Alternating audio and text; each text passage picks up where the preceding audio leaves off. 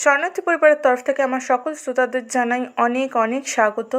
আমার সকল শ্রোতা এবং দর্শকদের জানাই আমার ভিডিওগুলোকে দেখার জন্য, এতটা ভালোবাসা দেওয়ার জন্য অনেক ধন্যবাদ। আজ আরও একটা নতুন গল্প নিয়ে আমি চলে এসেছি। আজ একটা সত্য ঘটনা গল্প অবলম্বনে আপনাদের সামনে উপস্থিত করব। আজকের গল্প অভিশপ্ত সেই রাত। ধূপ নেবে? ধূপ মাত্র 10 টাকা। সেবারে আমি শান্তিনিকেতনের ট্রেনে সফর করছিলাম। হঠাৎ একটা ছোট্ট ফুটফুটে 10 বছরের মেয়ে আমাকে এসে জিজ্ঞাসা করলো, ও কাকিমা, ধূপ নেবে? আমার ধূপটার কিন্তু খুব ভালো সেন্ট। আমি মেয়েটার দিকে তাকিয়ে বললাম, কী নাম তোর? মধুবনী। কোথায় থাকিস রে? মেয়েটি বলল, ওই যে উল্টোডাঙার যে বস্তিটা আছে না, ওখানে থাকি। বাবা আছে? হ্যাঁ। মা? হ্যাঁ। ওনারা কী করেন? বাবা যা টাকা নিয়ে আসেন না বাড়িতে ইনকাম করে, ওগুলো জানো তো মদ খেয়ে বাঁকে এসে খুব মারে। ব্যাস, এইটুকু কথাই তার সাথে আমার হয়েছিল, আর কোনো কথা হয়নি। বেশ কয়েকদিন থাকার পর আবার বাড়িতে ফিরে এলাম। আমার বাড়ির কাজের বউটা খুব কাজ পরিষ্কার করে, একটুও নোংরা রাখে না। আমার বাড়িটাকে এসে নিজের বাড়ি বলেই ভাবে, তাই আমরা জিনিসপত্র একটু এদিক ওদিক রাখলে ও খুব বকা দেয়। আমরা অবশ্য তাকে নিজের বাড়ির লোকই ভাবি। আজ আমার বাড়ি আমার ননদ সাথীলেখার পাকা দেখা, তাই বাড়ির কাজের কোনো খামতি সে রাখেনি। আমাদের কাজের বউটাকে বললাম, মালতী। কী রে, দিবাই তো বিয়ে হয়ে চলে যাবে, তোর মন খারাপ লাগবে? মালতী বলল, কি বলো গো বৌদি, সেই ছোট্ট দিদিমণি 5 বছর বয়স থেকে আমি তোমাদের বাড়ি কাজ করছি, আর মন খারাপ লাগবে না? আমি ছোটো দিদিমণির বিয়েতে দেখো খুব আনন্দ করব, নাচবো আর কবজি ডুবিয়ে খাবো, কোনো খাবার বাদ দেবো না। হ্যাঁ রে মালতী, তাই? আচ্ছা, তুই তো তোর মেয়েকে একবার আমাদের বাড়িতে আনলি না, সে কেমন হয়েছে? কত বড় হয়েছে রে সে? তার তো বয়স মনে হয় 9-10 বছর হবেই হবে। ও বৌদি, দিদিমণির বেতন নিয়ে আসবো, তখন তুমি ডেকে নিও। এখন এখন সরো তো দেখি, আমার অনেক কাজ আছে, সরো, কাজ করতে দাও। আমি হেসে বললাম, কাজ পাগলা মেয়ে একটা বটে। যথারীতি বিয়ের দিন উপস্থিত। মালতী সেই ভোরবেলা থেকে সমস্ত কাজ করেই চলেছে। সকাল গড়িয়ে যখন বিকেল, তখন মালতীকে আমি বকা দিলাম আর বললাম, মালতী, তুই কী রে, সকাল থেকে মুখে কিচ্ছু কাটিসনি, তুই খাবারটা কখন খাবি বলতো? এদিকে গোধূলি লগ্নে বিয়ে, আরও কত কাজ আছে, তুই এখন এসো। উফ, এসব রাখতো, আগে দুটো খেয়ে নিয়ে আয়, যা যা যা যা।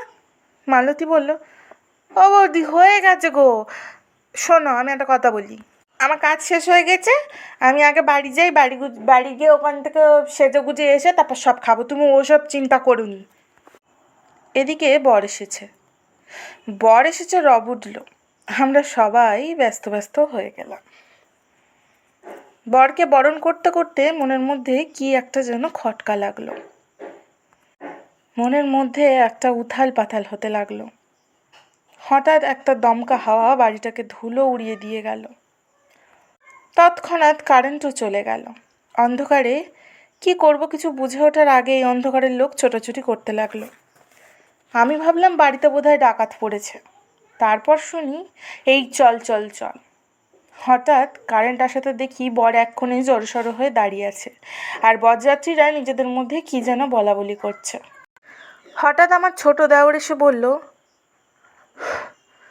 বৌদি, সর্বনাশ হয়ে গেছে গো। আমি কাঁপতে কাঁপতে বললাম, কি হে ভগবান, কী হয়েছে মলয়? মলয় বলল, আমাদের মালতী আর নেই গো বৌদি। কী বলছো?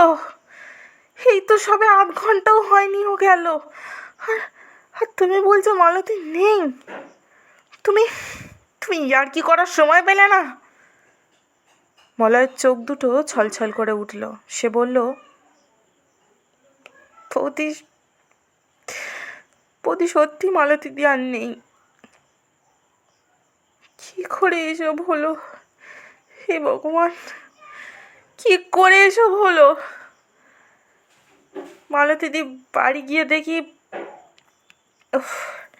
মালতীদি বাড়ি ফিরে দেখে মদ্যপ স্বামী তার উপর চড়াও হয়ে মারতে যায় আর বলে, এখন তোর বাড়ি ফেরার সময় হলো। এরকম এক কথা দু কথা হতে হতে সাংঘাতিক পর্যায়ে যায়। আর ঘৃণা, অভিমান, রাগ নিয়ে মালতীদি ট্রেনে মাথা দেয়। মালতীদির শরীর ছিন্ন ভিন্ন হয়ে রেলের পাতির উপর পড়ে আছে। বিয়ে বাড়িটা এক প্রকার নিস্তব্ধভাবে বিবাহ সম্পন্ন হলো। পরের দিন মেয়েকে বিদায় দেওয়ার সময় সেই ধূপকাঠি বিক্রি করা মেয়েটি গাড়ির ডিকির পিছনে ওঠার চেষ্টা করছিল ছুটতে ছুটতে। গাড়ি আস্তে আস্তে এগোচ্ছে আর মেয়েটি সেই ডিকির পিছনে উঠে সবাইকে টাটা দিচ্ছে। আমি মলয়কে বললাম, মলয়, ওই মেয়েটাকে নামাও। আর মেয়েটা বা কে? ও এখানে এলো কি করে? মলয় বলল, বৌদি ওটা মালতীর মেয়ে। আমি কিছু বলে ওঠার আগেই গাড়ি চোখের অন্তরালে চলে গেল। আজ আমার বড় একা লাগছে। নরকটাও চলে গেল আর মালতীও নেই। বড় বিষণ্ণ লাগছে। মনে মনে মালতীর স্মৃতিচারণ করতে করতে হঠাৎ একটা দমকা হাওয়া উঠোনে গোল হয়ে উঠতে লাগলো খড়কুটি নিয়ে। আমি ভাবলাম বিয়েবাড়ির আবর্জনা হাওয়াতে ঘুরপাক খাচ্ছে, কিন্তু বিগত এক সপ্তাহ ঠিক বেলা 12টা বাজলেই একই চিত্র প্রায় 10 মিনিট ধরে বাড়িটার মধ্যে উথাল পাতাল করতে লাগলো। আমার মনে মালতী সম্পর্কে একটা ধারণা জন্মাতে শুরু করলো। অষ্টমঙ্গলায় যখন আমার ননদ এলো তখন তাকে ব্যাপারটা জানালাম। ও আমাকে বলল, বৌদি আজকে তো তুমি আমার জন্য অনেক কিছু রান্না করেছো না? ওগুলো তুমি মালতী বৌদিকে অল্প অল্প করে দিয়ে এসো জানো খেতে। আমি বললাম, জানিস সাথী লেখা, আমিও কটা দিন ধরে তাই ভাবছি। এটার কত আশা ছিল তোর বিয়েতে আনন্দ করবে, খাবে, নাচবে, আর আর দেখ কোথা থেকে কি হয়ে গেল। ঠিক 11টা 30 মিনিটে খাবার থালায় সমস্ত রকম খাবারের পদ গুছিয়ে বাড়ির উঠানে পরিষ্কার একটা আসন পেতে জল ও খাবার দিয়ে বললাম, মালতী, তুমি তুমি এখানে খেতে বসো। আমি জানি তোমার অনেক আশা ছিল,